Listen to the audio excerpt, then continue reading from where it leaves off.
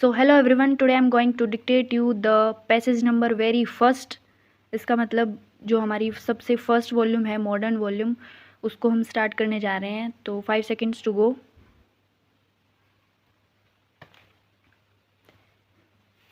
Mr. Vice Chairman Sir, I think the Constitution Amendment Bill is wholly unconstitutional, and if passed, it will undoubtedly be set aside by the Supreme Court because it interferes with a basic feature of the Constitution.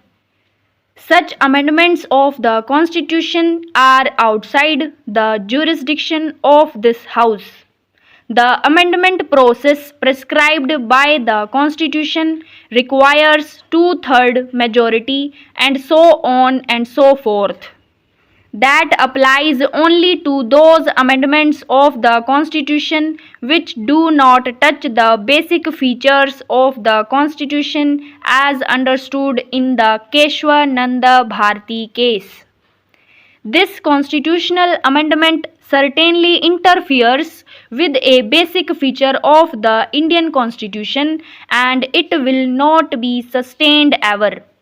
But if it is said that even if you pass it, it will not be brought into force until a reference is made to the Supreme Court and the Supreme Court answers the question of the validity of this constitution amendment in the affirmative.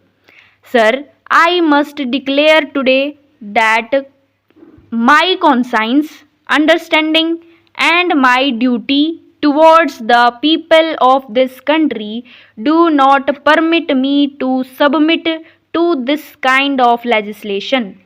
Both the bills, according to me, are evil. The evil, first of all, consists in the misleading statement of objects and regions.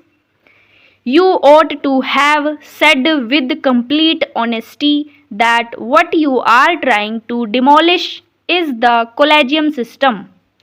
Some of the persons who have spoken on the assumption that that is the purpose of this particular piece of legislation.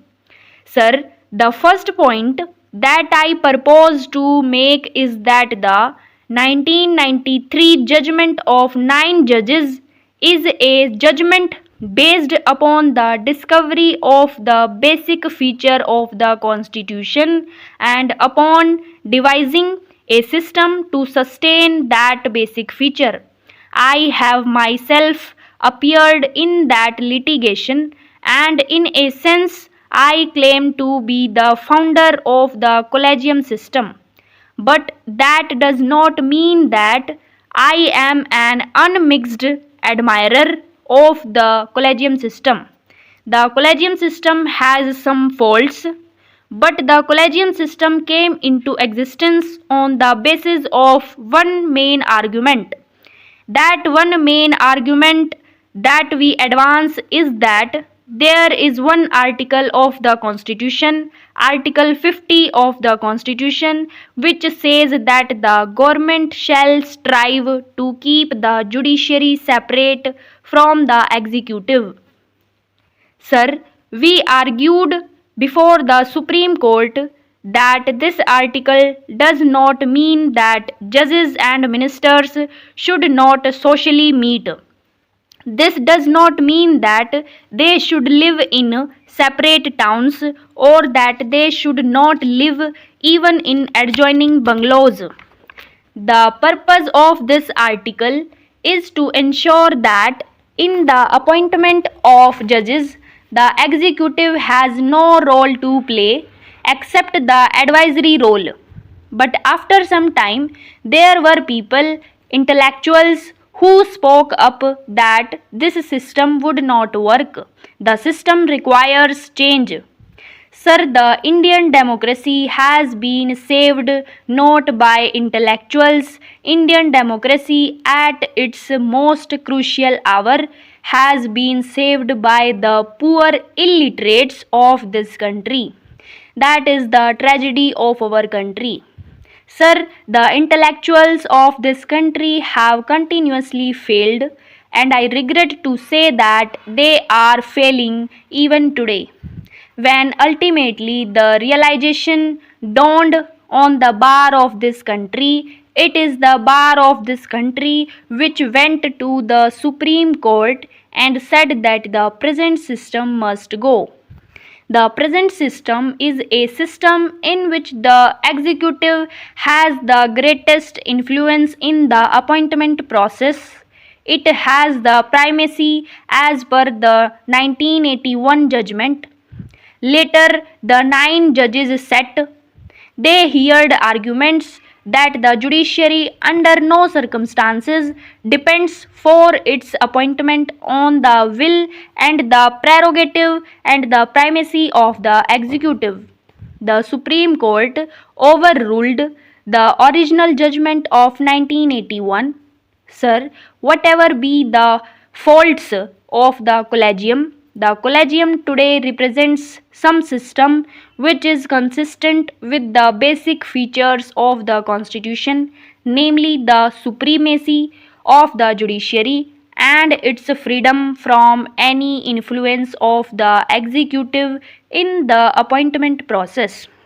Sir, the Constitution cannot survive, human freedom cannot survive, citizens' human rights cannot survive, no development can take place unless the judges are independent of the executive power.